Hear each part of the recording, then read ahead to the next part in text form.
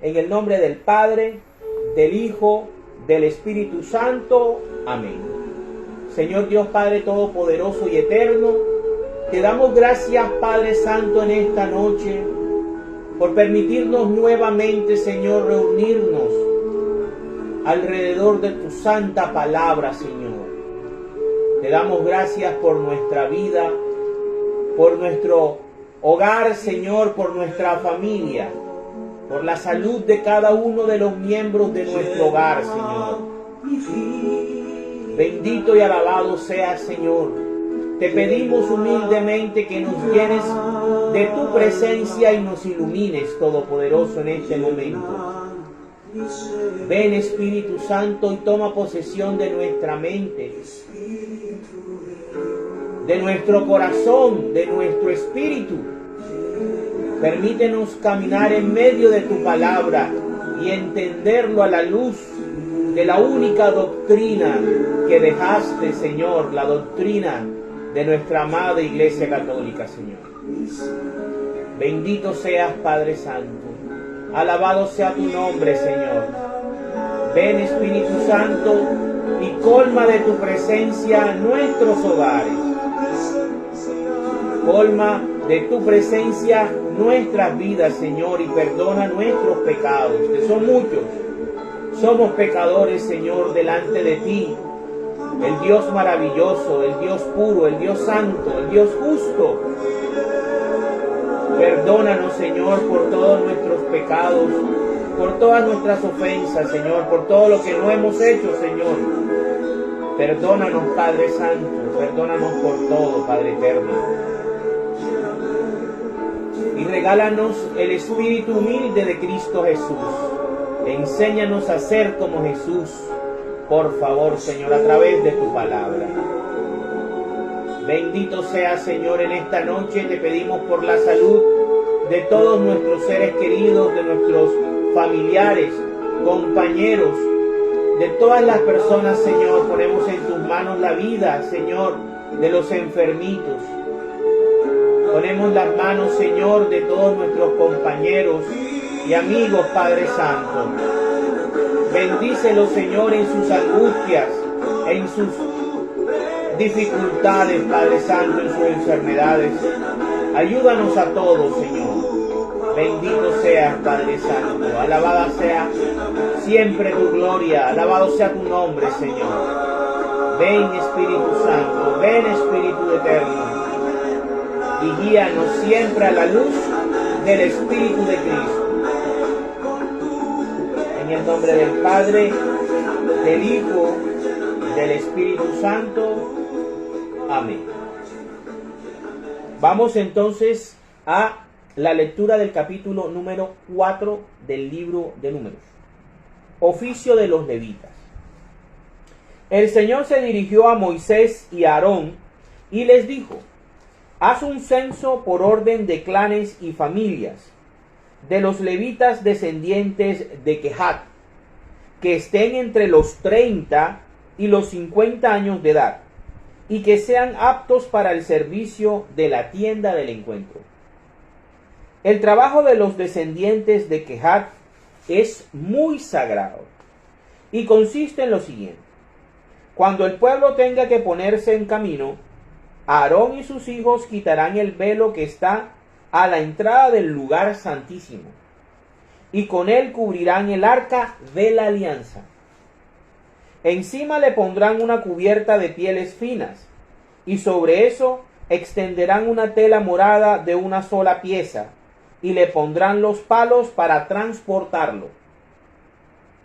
Extenderán también una tela morada sobre la mesa de la presencia, y sobre ella colocarán los platos, los cucharones, las copas y las jarras para las ofrendas de vino, lo mismo que el pan que se ofrece continuamente. Aquí vemos cómo está la Eucaristía configurada en la liturgia judía, en la liturgia del Antiguo Testamento. Vino y pan que se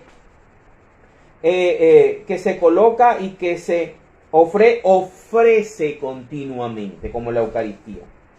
Encima de todo eso extenderán una tela roja y lo cubrirán con una cubierta de pieles finas.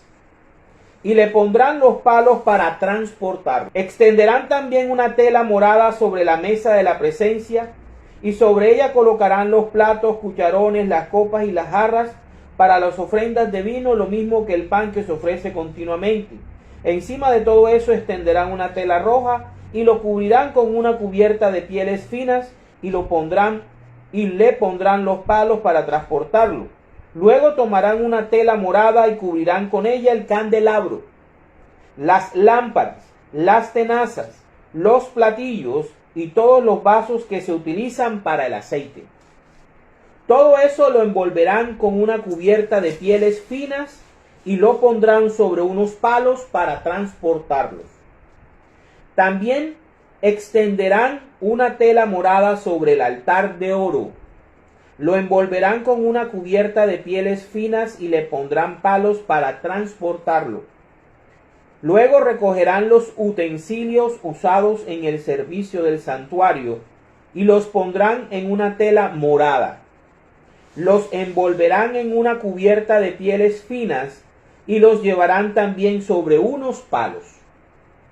Deben limpiar de grasa y ceniza el altar y cubrirlo después con una tela de púrpura. Encima pondrán todo lo que se usa para los oficios religiosos en el altar: los braseros, los tenedores, las palas, los tazones, en fin, todos los utensilios del altar. A todo eso le pondrán una cubierta de pieles finas y los palos para transportarlos. Cuando Aarón y sus hijos hayan terminado de envolver todos los objetos sagrados y estén ya listos para ponerse en camino, podrán venir los descendientes de Kehat para transportar todas estas cosas. Pero no deben tocar nada sagrado con las manos, para que no mueran. Todas estas cosas de la tienda del encuentro son las que deben transportar los descendientes de Kehat. Eleazar, hijo del sacerdote Aarón, deberá encargarse del aceite de las lámparas, del incienso perfumado, de los cereales para las ofrendas que siempre me deben ofrecer, y del aceite de consagrar. También tendrá que cuidar del santuario y de todo lo que hay en él, lo mismo que los objetos sagrados correspondientes.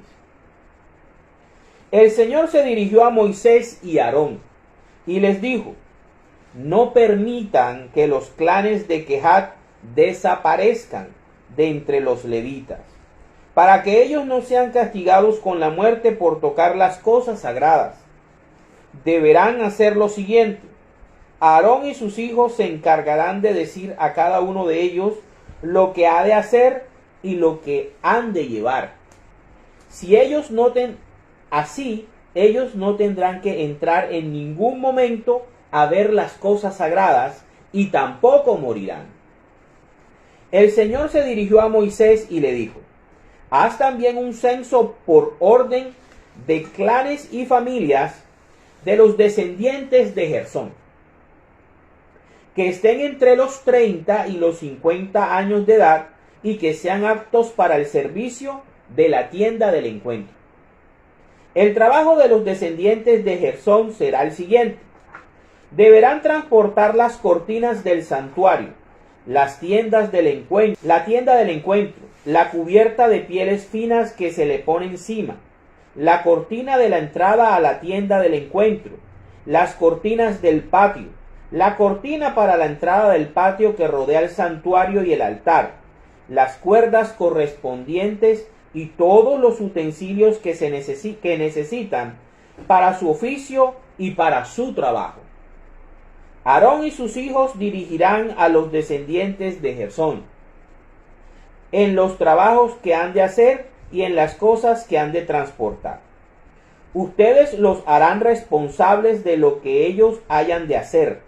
Este es el servicio que los clanes de los descendientes de Gersón han de prestar en la tienda del encuentro, bajo la dirección de Itamar, hijo del sacerdote Aarón. Haz también un censo de los descendientes de Merari, por orden de clanes y familias. Registra a todos los que tengan entre 30 y 50 años de edad, es decir, que sean aptos para el servicio de la tienda del encuentro. Su trabajo en relación con la tienda del encuentro será el de transportar las tablas del santuario, los travesaños, los postes, las bases, los postes del patio que rodea el santuario, con sus bases, estacas y cuerdas, y todo lo que necesitan para su trabajo. Tú deberás decirle a cada uno exactamente qué cosas ha de transportar.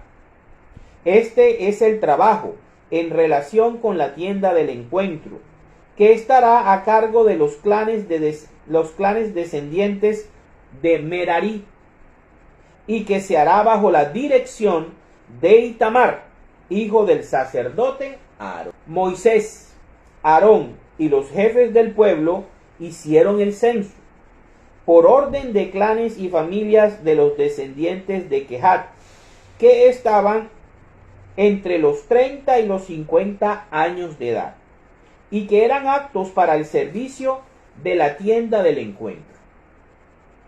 Y los hombres registrados fueron 2.750 en total.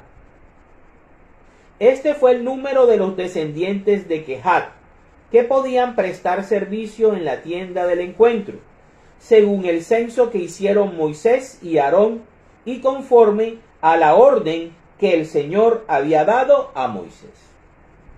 Los descendientes de Gersón, por orden de clanes y familias, que estaban entre los 30 y los 50 años de edad, y que eran aptos para el servicio de la tienda del encuentro, fueron 2.630. Este fue el número de los descendientes de Gersón que podían prestar servicio en la tienda del encuentro, según el censo que hicieron Moisés y Aarón por orden del Señor.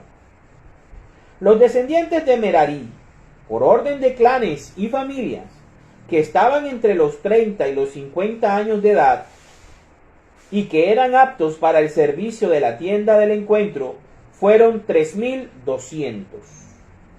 Este fue el número de los descendientes de Merari que podían prestar servicio en la tienda del encuentro, y conforme a la orden que el Señor había dado a Moisés.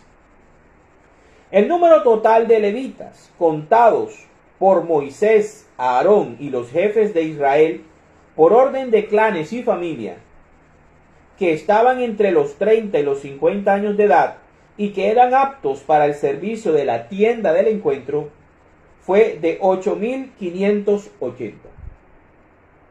Este censo se hizo según la orden que el Señor había dado a Moisés. Y a cada uno se le dijo lo que tenía que hacer y lo que le tocaba llevar, tal como el Señor se lo había ordenado a Moisés. Palabra de Dios. Te alabamos, Señor. Bueno, el capítulo número 4 nos habla o nos extiende la forma como Dios organiza a su pueblo. Dios es un Dios de orden. Dios es conocido como Yahvé Sabaoth, o Yahvé de los ejércitos, o el Señor de los ejércitos. Y no solamente de los ejércitos militares que entran a batallar en una guerra, los ejércitos de todos los seres vivientes, tanto de los ángeles en todas sus 9 coros, como de todos los seres vivientes que hay en este universo material y en el universo espiritual. El Señor es un Dios de orden, es un Dios de planificación, es un Dios de estructura y de jerarquía.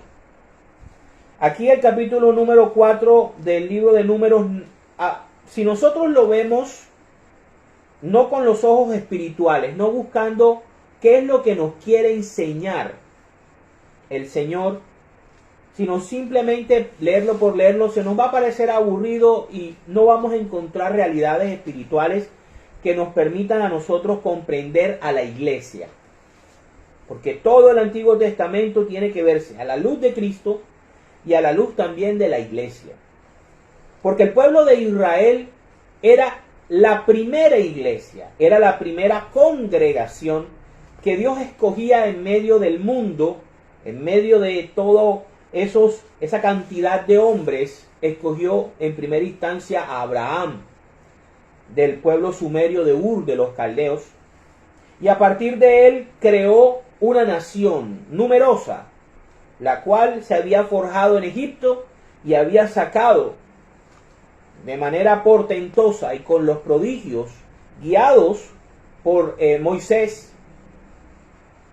Dios había creado su primera iglesia, que era el pueblo de Israel.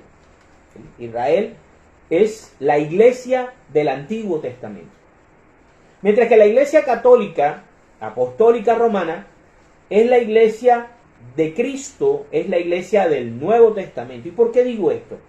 Porque siempre nosotros tenemos que buscar el paralelismo de las cosas que hizo Dios en el Antiguo Testamento con las cosas que estableció Jesucristo en el Nuevo Testamento. ¿Y por qué nuestra iglesia tiene una liturgia? ¿Por qué nuestra iglesia tiene sacerdotes consagrados, ungidos, capacitados para ejercer el culto? No puede existir adoración si no hay un culto, no hay una ofrenda, no hay un sacrificio. Si no hay sacrificios en un culto, en una liturgia, no hay adoración. Entonces podemos ver aquí cómo Dios en todo Levítico habla acerca del sacerdocio que él escogió para Aarón y para sus descendientes, empezando por sus hijos. Pero ya en Números, él comienza a establecer ya estructuras armadas, estructuras específicas. Ha escogido a la tribu de Leví para ser la tribu sacerdotal. Aquí podemos ver cómo Dios escoge específicamente hombres de una tribu y escoge hombres con ciertas características para, primero, dirigir el culto, dirigir la adoración, dirigir el servicio, los sacrificios, la intermediación sacerdotal ante él, ante su presencia, que la podemos ver en el Arca de la Alianza. Y posteriormente del resto de la tribu de Leví, porque él había escogido como sacerdotes a los descendientes de Aarón, de la familia de los clanes de Aarón. Ellos iban a encargarse del sacerdocio, de las cosas sagradas, de la presentación de las ofrendas. Y tenían ciertas características que debían cumplir. Pero el resto de levitas Dios los había escogido para que fueran el apoyo y el soporte de esos descendientes de Aarón. Porque los descendientes de Aarón no podían encargarse de todo, no podían dirigir la orquesta, tocar la trompeta, tocar la guitarra, tener listos los equipos, los micrófonos, no. El Señor es un Dios de orden, el Señor es un Dios de jerarquía, el Señor es un Dios bien ordenadito y establece lo que para Él se debe hacer para que le rindamos culto según lo que Él nos enseña, según lo que Él nos deja, según lo que Él nos establece. Si algo nosotros podemos estar seguros de como católicos, apostólicos romanos, es que nuestra iglesia durante 2000 años ha hecho lo que Cristo mandó. Eso lo pueden corroborar. ¿Por qué celebramos la Eucaristía? Porque Cristo lo mandó. ¿Por qué nos confesamos ante sacerdotes o ante hombres pecadores? Porque Cristo lo mandó. ¿Por qué tenemos el sacramento de la unción de los enfermos? Porque Cristo lo mandó. ¿Por qué bautizamos a los niños? Porque Cristo lo mandó. ¿Por qué tenemos a María como madre? Porque Cristo nos las dejó. ¿Por qué nosotros no nombramos al Creador, al Padre, con un nombre específico? Porque Él nos enseñó a llamarlo Padre. No nos autorizó a llamarlo ni Jehová ni Yahvé. Entonces, podemos ver aquí cómo el Señor establece específicamente a través de sus dirigentes escogidos. Él escogió a Moisés como si fuera el Papa, Aarón como el cardenal máximo, y a sus hijos como los sacerdotes consagrados. Eran los únicos que podían tocar y que podían manipular los objetos que se usaban en el culto, en los sacrificios, en la liturgia judía, en la liturgia del Antiguo Testamento. Ahora, ellos no podían tampoco transportar todas las cosas del tabernáculo. Y por eso hace una división en tres clanes. El clan de Kehat, el clan de Gersón y el clan de Merari. Todos debían estar entre los 30 y los 50 años, porque para Dios y para ese momento, esa era la edad donde la lucidez, la fortaleza y la capacidad de discernir son las más aptas. Además que ya después de 30 años, ya uno puede decir que la persona está madura. Por eso el servicio que el Señor pide es entre los 30 y los 50 años. Ya después de ahí comienza la curva de descenso de capacidad física, de capacidad mental, de capacidad emocional, que nosotros conocemos como ya la vejez o tercera edad. Otra cosa, tenían que ser varones aptos para servir en el tabernáculo. Si nosotros retrocedemos a Levíticos, podemos encontrar que hay ciertas características que Dios exigía de parte de las personas, de parte de los varones que iban a servir en el culto o en el templo, que debían ser personas físicamente sanas, sin ningún tipo de enfermedades contagiosas, ni de derrames, ni de piel aparentemente como con lepra, ni personas que tuvieran alguna limitación física. ¿Por qué? Porque para el servicio de Dios, para el servicio del Señor, de esta manera, de una manera tan exigente, se necesitaban o se necesitan, por lo general, personas en sus 100% de capacidades. ¿Sí? Eso, ahora, no quiere decir que las personas que tengan alguna limitación no puedan servirle al Señor desde su situación y de su realidad. ¿Sí?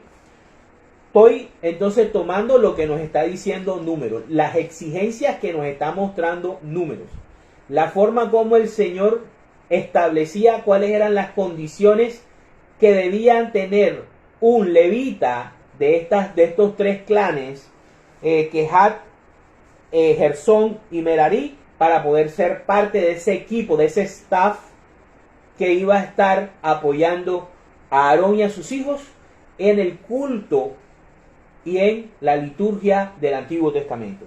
Entonces podemos ver aquí también cómo los de Kehat tenían el trabajo más difícil. De los tres clanes, el trabajo más difícil podíamos decirlo que lo iban a tener los descendientes de Kehat, porque a ellos les tocaba transportar por medio de palos los objetos sagrados, incluyendo la poderosa, la ultra sagrada Arca de la Alianza. Recordemos que cuando allá más adelante uno de los sirvientes del rey David, al ver de que el arca se va a caer, supuestamente la toca y muere inmediatamente. Por eso, fíjense que estos señores tenían que dejar que los sacerdotes, los descendientes de Aarón, liderados por su hijo Eleazar, Eleazar estaba encargado de las cosas más sagradas del templo. Debía hacer inventario, debía hacer manejo de activos fijos. Aquí en este capítulo podemos ver nosotros el manejo de inventario y el manejo de activos fijos. Cada uno de ellos, cuando ya los sacerdotes empacaban todos los objetos sagrados que se usaban en el culto, en los sacrificios, el arca de la alianza, que los cubrían con tela roja, con tela morada, con pieles finas, y los dejaban listos ya con los palos para ser transportados, inmediatamente llegaban los descendientes de Kehat, que debían tener una capacitación bien estricta para poder manejar todos estos objetos y que no murieran. Ellos no tenían autorizado ver los objetos sagrados, no podían profanarlos. Los únicos que podían ver los objetos sagrados eran los sacerdotes. Dios en eso no cambia. Dios en el orden, en la organización y en lo sagrado no cambió, no ha cambiado. Lo mismo que sucedía en la liturgia del Antiguo Testamento pasa todavía en la liturgia del Nuevo Testamento, en la liturgia católica. Por eso los objetos son sagrados. Por eso la sacristía es sagrada. Por eso el cáliz, el hisopo, el acetre, las vinajeras, todo lo que se usa en la liturgia católica es sagrado. Lo más sagrado que nosotros tenemos es el Santísimo, o el lugar de las reservas de las especies consagradas, que es igual a cuando estaba el arca de la alianza. Así como en el Antiguo Testamento estaba la presencia del arca de la alianza, en nuestras parroquias tenemos el lugar santísimo, donde está expuesto Jesús Eucaristía. Ese es la presencia viva, presente de Jesucristo, de nuestro Dios. Por eso es el lugar más sagrado de nuestras parroquias y el lugar más sagrado de nuestros municipios y de nuestras ciudades. Entonces, ojo con eso. Luego venía los que se encargaban de la parte de las telas, de las, digamos, de toda la parte que le daba vida al tabernáculo, las telas, todo lo que, las bases, todo lo que le daba vida a la parte del tabernáculo por dentro, les tocaba a los de Gersón. Mientras que la parte de afuera, con sus palos, travesaños, sus bases y todo lo que se necesitaba para que cada uno de ellos pudiese armar la parte que le había sido asignada, ellos debían estar preparados, guiados por Itamar, el otro hijo de Aarón. Entonces fijémonos cómo Dios establece un orden, una organización. Él establece que cada grupo de personas, cada grupo de elegidos, como por ejemplo en la iglesia tenemos al Papa, tenemos a los cardenales, tenemos a nuestros obispos, tenemos a nuestros presbíteros, tenemos todas esas pastorales que se organizan para darle vida a la iglesia. Los grupos laicales, como por ejemplo los monaguillos, se encargan de una parte de la liturgia. Los agentes extraordinarios de la comunión se encargan de la parte más sagrada, que es transportar al Señor. Los proclamadores de la palabra, que son los que proclaman la palabra de Dios. Los cantores también son importantes. El sacristán o los sacristanes. Fíjense cómo todos ponemos un granito de arena para que la liturgia se pueda producir el milagro eucarístico. Entonces, aquí nosotros podemos ver cómo esa organización, cómo toda esa estructura, cómo cada uno de nosotros cuando nos comprometemos a servir, a ser discípulos de Cristo. Porque cuando uno se acerca a la parroquia, uno tiene que ser discípulo de Cristo. estar disponible para que la liturgia se lleve a cabo y hacer nuestra parte para la cual fuimos formados y fuimos preparados y podamos desarrollar algo, la conciencia sensible. Y la conciencia sensible es ser capaz de darnos cuenta de lo sagrado que es cada cosa en nuestras parroquias, en nuestros templos. Qué importante es mi servicio y la calidad con que yo lo presto dentro de la parroquia es muy importante. Y lo podemos ver en el capítulo 4 del libro de Números, el servicio. El servicio que aquí que estos hombres con ciertas características y con ciertos riesgos, ellos estaban en riesgo. El Señor mismo le dice a Moisés y a Aarón, les dice, preparen a los descendientes de quejar muy bien, no los dejen que se extingan. ¿Cómo se podían extinguir los descendientes de quejar? Si hacían mal su trabajo y tocaban los objetos sagrados con las manos, morían, como le pasó al sirviente o del rey David. ¿Sí? Entonces es muy importante eso, como nosotros desde el Antiguo Testamento podemos ver al Nuevo Testamento y podemos estar tranquilos que nuestra liturgia no es un invento de hombres, sino que es una orden que Dios ha dado desde la antigüedad. El cristianismo es la evolución del judaísmo. Es la apertura al mundo, ya no como la congregación de una sola nación y de los descendientes de un solo hombre, sino ya es la nación de todas las naciones, la tribu de las tribus. Por eso San Juan en Apocalipsis toma el número simbólico de 144,000. Él oye el número, pero cuando ve multitud de personas de todas las razas, lenguas y pueblos. Eso es lo que trata de decir San Juan. Entonces, es muy importante que entendamos cómo desde estos capítulos podemos ver las enseñanzas espirituales, teológicas y litúrgicas que el Señor quiere darnos el día de hoy y decirnos que la liturgia católica, que el culto católico es la evolución del culto judío, del culto hebreo, para la gloria de Dios.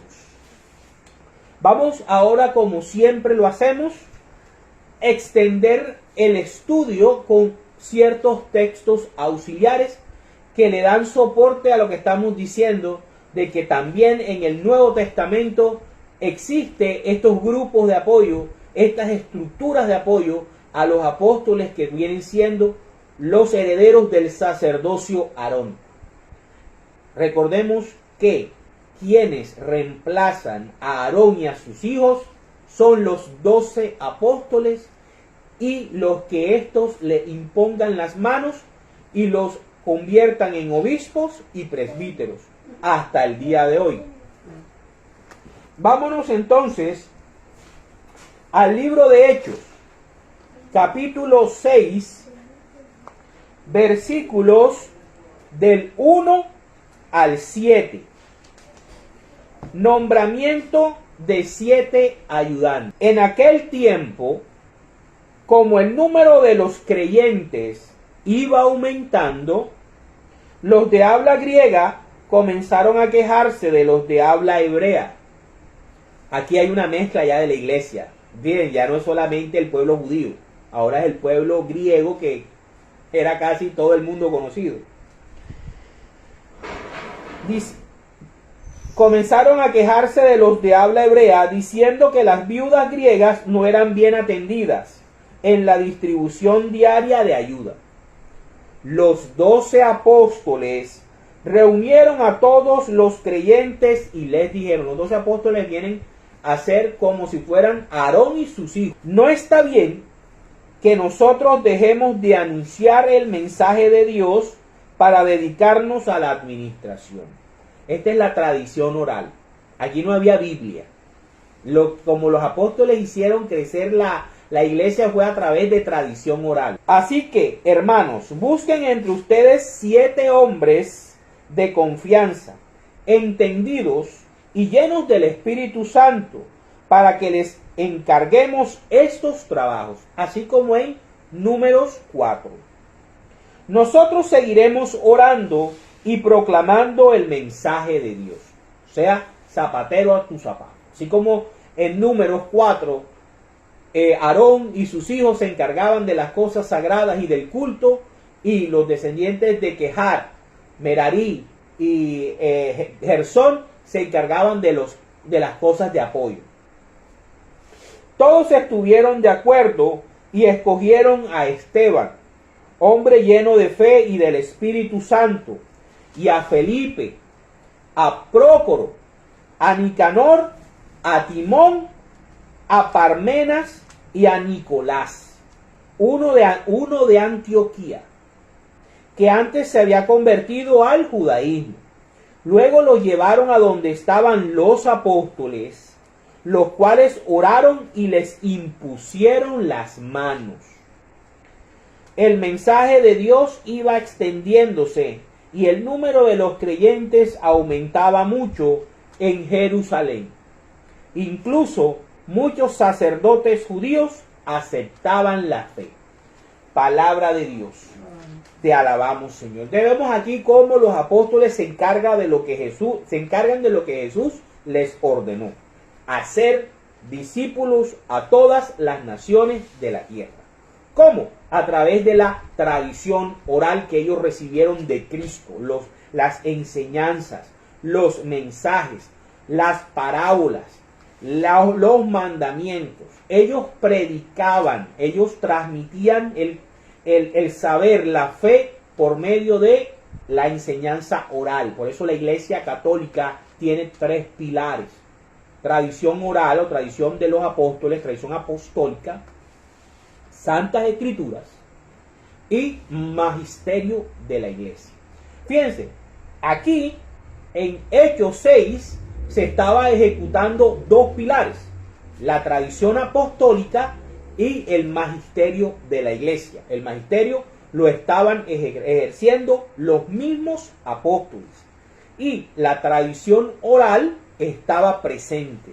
Fíjense que la Iglesia verdadera desde el principio tiene estos 2 pilares dentro de su base de fe, desde su depósito de fe. La Iglesia que tiene los 3 pilares: tradición apostólica, magisterio de la Iglesia y Santas Escrituras, que saldría ya ese tercer pilar en el año 382 bajo la autoridad del Papa San Dámaso I. Se ejecuta ya el tercer pilar del depósito de la fe de la Iglesia que Jesucristo fundó en los santos apóstoles. Las demás no respondemos. Ok, vámonos ahora a Lucas. Vamos a ver qué aprendemos de San Lucas. Capítulo 16, versículos del 1 al 16. Dice: la parábola del mayordomo astuto. Jesús contó también esto a sus discípulos. Había un hombre rico que tenía un mayordomo, y fueron a decirle que éste le estaba malgastando sus bienes. El amo lo llamó y le dijo: ¿qué es esto que me dicen de ti? Dame cuenta de tu trabajo, porque ya no puedes seguir siendo mi mayordomo. El mayordomo se puso a pensar: ¿qué voy a hacer ahora que mi amo me deja sin trabajo? No tengo fuerzas para trabajar la tierra y me da vergüenza pedir limosna. Ya sé lo que voy a hacer para tener quienes me reciban en sus casas cuando me quede sin trabajo. Llamó entonces uno por uno a los que le debían algo a su amo. Al primero le preguntó: ¿cuánto le debes a mi amo? Le contestó: le debo 100 barriles de aceite. El mayordomo le dijo: aquí está tu vale. Siéntate enseguida y haz otro por 50 solamente. Después preguntó a otro: ¿y tú cuánto le debes? Este le contestó: 100 medidas de trigo. Le dijo: aquí está tu vale, haz otro por 80 solamente. El amo reconoció que el mal mayordomo había sido listo en su manera de hacer las cosas. Y es que cuando se trata de sus propios negocios, los que pertenecen al mundo son más listos que los que pertenecen a la luz. Miren lo que dice el Señor. Les aconsejo que usen las falsas riquezas, o sea, las de este mundo, para ganarse amigos, para que cuando las riquezas se acaben, haya quien los reciba a ustedes en las viviendas eternas. O sea, aprovecha tu vida terrenal para ser amigos allá en el cielo, de tal manera que cuando te mueras o cuando esta morada terrenal se acabe, te puedan recibir allá en el cielo. Por eso es que uno tiene que trabajar en su parroquia. Por eso es que uno debe ser discípulo del Señor y ejercer un don, el don que Dios le haya dado, si uno es cantor, si uno es proclamador, si es agente, si a los niños les gusta acolitar, si son llamados al sacerdocio, que es un honor ser llamado como sacerdote o ser religiosa, pero que todo se haga de corazón y se haga por amor a Cristo, que es lo principal. No para que se nos reconozca social ni políticamente, ni porque vayamos a obtener ganancias personales o familiares, sino porque lo primero que debe prevalecer, como en el corazón del profeta Elías, es el celo de amor por el Señor, por Cristo en primera instancia. Entonces aquí podemos decir cómo el Señor nos dice: aprovechen la vida para ganarse su estancia en los cielos. Fíjense, el que se porta honradamente en lo poco, también se porta honradamente en lo mucho. Y el que no tiene honradez en lo poco en esta vida, tampoco la tiene en lo mucho. De manera que, si con las falsas riquezas de este mundo ustedes no se portan honradamente, ¿quién les confiará las verdaderas riquezas? Y ese quién es Él, como Rey y Señor de la vida eterna, del cuerpo glorioso y de la instancia en el cielo. Él es el que nos da el acceso al cielo, el Señor Jesucristo. Y si no se portan honradamente con lo ajeno, que es nuestra vida, que es este cuerpo, ¿quién les dará lo que les pertenece? La vida eterna, el cuerpo glorioso. Ningún sirviente puede servir a dos amos, porque odiará a uno y querrá al otro, o será fiel a uno y despreciará al otro. No se puede servir a Dios y a las riquezas. Los fariseos, que eran amigos del dinero, oyeron todo esto y se burlaron de Jesús. Los que se burlan de la Eucaristía y los que se burlan de nosotros porque no damos diezmos, porque no enriquecemos al pastor. Ustedes son los que se hacen pasar por justos delante de la gente, pero Dios conoce sus corazones, pues lo que los hombres tienen por más elevado, Dios lo aborrece.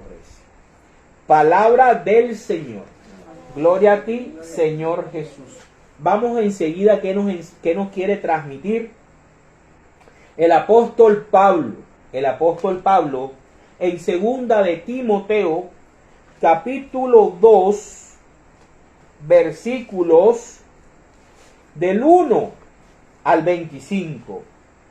Digamos que casi todo el capítulo. Dice: sufrir con valentía. Y tú, hijo mío, y tú, hijo o hija mía, saca fuerzas de la bondad que Dios te ha mostrado por medio de Cristo Jesús. Lo que me has oído decir delante de muchos testigos, encárgaselo a hombres de confianza que sean capaces de enseñarlo a otros. Transmisión apostólica. Magisterio de la Iglesia. Toma tu parte en los sufrimientos como un buen soldado de Cristo Jesús. La única iglesia que le ofrece la cruz a sus creyentes es la Iglesia Católica. Los demás ofrecen es prosperidad, milagros y una vida sabrosa. La Iglesia Católica enseña que para el bautizado, lo que viene es tomar la cruz y seguir al Señor. Por eso es que no les gusta la cruz. Por eso es que aborrecen la cruz. Porque saben que la cruz es dificultad. La cruz es sufrimiento, es enfermedad, es dolor, es compasión. Y esa parte de la fe no les gusta. Les gusta solo la prosperidad. Ningún soldado en servicio activo se enreda en los asuntos de la vida civil, porque tiene que agradar a su superior. De la misma manera, el deportista no puede recibir el premio si no lucha de acuerdo con las reglas. El que trabaja en el campo tiene derecho a ser el primero en recibir su parte de la cosecha. Piensa en esto que digo, porque el Señor te lo hará comprender todo. El que trabaja en el reino de los cielos tiene derecho a entrar al reino de los cielos primero. Acuérdate de Jesucristo, que resucitó y que era descendiente del rey David, según el evangelio que yo anuncio. Y por causa del evangelio soporto sufrimientos, incluso al estar encadenado como un criminal. Por eso lo soporto todo, en bien de los que Dios ha escogido, para que también ellos alcancen la salvación y la gloria eterna en Cristo Jesús. Esto es muy cierto. Si hemos muerto con Él, también viviremos con Él. Si sufrimos con valor, tendremos parte en su reino. Fíjense, el caminar en el reino, para el reino de los cielos, no significa milagros y poder y un sinfín de cosas, no. Miren lo que nos está diciendo Pablo, lo que significa ser cristianos de verdad. Si le negamos, también Él nos negará cuando niegan la Eucaristía. Si no somos fieles, Él sigue siendo fiel, porque no puede negarse a sí mismo. ¿Cuál debe ser la actitud de Timoteo? Recuerda a los otros y recomiéndales delante de Dios que hay que evitar las discusiones. No sirven para nada. Lo que hacen es perjudicar a quienes las escuchan. Haz todo lo posible por presentarte delante de Dios como un hombre de valor comprobado, como un trabajador que no tiene de qué avergonzarse, que enseña debidamente el mensaje de la verdad. El mensaje de la verdad, no los mensajes de la verdad. El mensaje, el único que ha estado por más de 2000 años. Evita palabrerías mundanas y vacías, porque los que hablan así se hunden cada vez más en la maldad, y su enseñanza se extiende como un cáncer. Como un cáncer. Esto es lo que sucede con Himeneo y Fileto, que se han desviado de la verdad, han apostatado, se desvían de la verdad, protestan contra la verdad, diciendo que nuestra resurrección ya ha tenido lugar. Enseñan otras doctrinas del propio pensamiento de ellos, porque ellos oraron y ellos entonces Dios los iluminó. Andan trastornando de esa manera la fe de algunos, pero Dios ha puesto una base que permanece firme, en la cual está escrito: el Señor conoce a los que le pertenecen. Todo el que profesa la fe y la doctrina católica, Dios lo conoce y le pertenece, y se ha mantenido en la base que Cristo puso hace 2000 años. Y todos los que invocan el nombre del Señor han de apartarse de la maldad. En una casa grande no solamente hay objetos de oro y de plata, sino también de madera y de barro. Unos son para de usos especiales y otros para uso común. Si uno se mantiene limpio de esas faltas, será como un objeto precioso, consagrado y útil al Señor, apropiado para cualquier cosa buena. Si uno se mantiene en la doctrina, si uno se mantiene apegado a la Eucaristía, si uno se mantiene guiado, ¿verdad?, por Cristo, por el Espíritu Santo, por Dios Padre, respetando lo sagrado, respetando la liturgia, respetando a la Santísima Virgen María, uno está apto para cualquier servicio dentro de la iglesia. Huye de las pasiones de la juventud y busca la justicia, la fe, el amor y la paz, junto con todos los que con un corazón limpio invocan al Señor. Ahí no dice que busca hablar en lenguas, busca respetar el sábado, busca evitar tomar café o comer o no transfusiones de sangre. Miren lo que pide aquí. Huye de las pasiones de la juventud. Busca la justicia, la fe, el amor y la paz. No hagas caso de las discusiones que no tienen ni ton ni son. Usted tiene su fe, usted tiene su credo. No entre en discusiones con aquellos que no la profesan o no la respetan. Simple y llanamente diga, háblale a la mano. Ahora, dice, ya sabes que terminan en peleas. Y un siervo del Señor no debe andar en peleas. Al contrario, debe ser bueno con todos. Debe ser apto para enseñar. Debe tener paciencia. Y corregir con corazón humilde a los rebeldes. Esperando que Dios haga que se vuelvan a Él y conozcan la verdad. A fin de que se despierten y escapen de la trampa en el que el diablo los tiene presos para hacer de ellos lo que quiera. Vean, cuando uno está dentro de la Iglesia Católica, uno debe sentirse protegido de toda esa serie de sectas, denominaciones, doctrinas, a veces muy diabólicas. Miren cuánta gente se mata, cuánta gente se suicida masivamente siguiendo a un loco o a una loca que dice que es el Mesías, que es el Redentor, y salen un sinfín de violaciones y todo. Yo no digo que en la Iglesia Católica somos santos, que no hay ni ha habido sacerdotes homosexuales o sacerdotes pedófilos o los mismos laicos, que somos imperfectos, somos pecadores. Por eso tenemos el sacramento de la confesión, y por eso cuando existe este tipo de abuso debemos denunciar sacerdote o laico o laica que esté quebrantando las normas y las leyes de fe y de convivencia, porque debemos limpiar y purgar nuestra iglesia de lo que es malo. Ok, dice, palabra de Dios, te alabamos, Señor. Y para terminar, vamos a ver qué nos dice el Papa, el primer Papa, San Pedro. Vamos a Primera de Pedro, capítulo 5, versículos del 1 al 11. A los dirigentes, quiero aconsejar ahora a los presbíteros de las congregaciones de ustedes, yo que soy presbítero como ellos y testigo de los sufrimientos de Cristo. Aquí Pedro está hablando de sufrimiento. Pedro está hablando de cruz. Que ninguno de los dos está hablando ni de prosperidad, ni de milagros, ni de sanaciones, ni de poder, ni hablar en lenguas, ni nada de eso. Está hablando de cruz, está hablando de sufrimiento.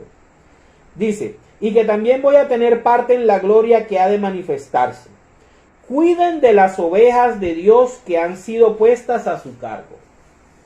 Háganlo de buena voluntad, como Dios quiere, y no forzadamente ni por ambición de dinero, sino de buena gana. Compórtense como si ustedes fueran los dueños de los que están a su cuidado, sino procurando ser un ejemplo para ellos. Así, cuando aparezca el pastor principal, ustedes recibirán la corona de la gloria, lo que Jesús estaba explicando en la parábola del mayordomo astuto. Que una corona de gloria que jamás se marchitará. De la misma manera, ustedes los jóvenes, sométanse a la autoridad de los presbíteros. Ahí es donde Pedro nos está exhortando a que tanto los presbíteros, los pastores de la iglesia, cuiden el rebaño con amor y por amor a Cristo, pero también está llamando a la comunidad, a los laicos, a que también nosotros respetemos y nos sometamos a la autoridad de nuestros presbíteros.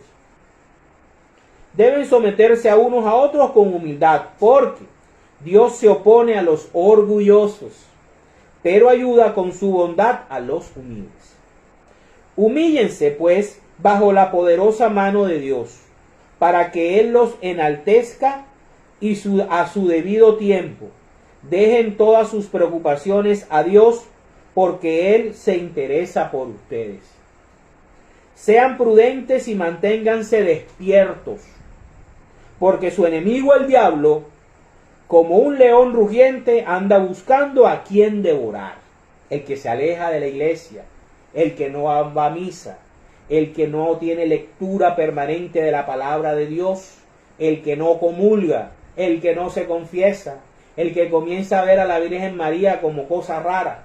Todo es el que comienza a alejarse de la fuente de la fe, es más propenso a que el león rugiente lo confunda y se lo lleve para fuera del rebaño de Cristo. Dice, resístanle, firmes en la fe, sabiendo que en todas partes del mundo los hermanos de ustedes están sufriendo las mismas cosas. Sufrir. Pero después que ustedes hayan sufrido por un poco de tiempo, Dios los hará perfectos, firmes, fuertes y seguros. Es el mismo Dios que en su gran amor nos ha llamado a tener parte en su gloria eterna en unión con Jesucristo. A Él sea el poder para siempre. Amén. Palabra de Dios. Te alabamos, Señor. Bueno, entonces es importante mantener la fe que tenemos, que recibimos en nuestro bautismo y que hemos venido fortaleciendo a lo largo de nuestra vida. Y si vamos a servir en la parroquia, sirvamos como verdaderos discípulos de Cristo, siguiendo a Jesús, el pastor principal, para la gloria de Dios. En el nombre del Padre, del Hijo, del Espíritu Santo. Amén.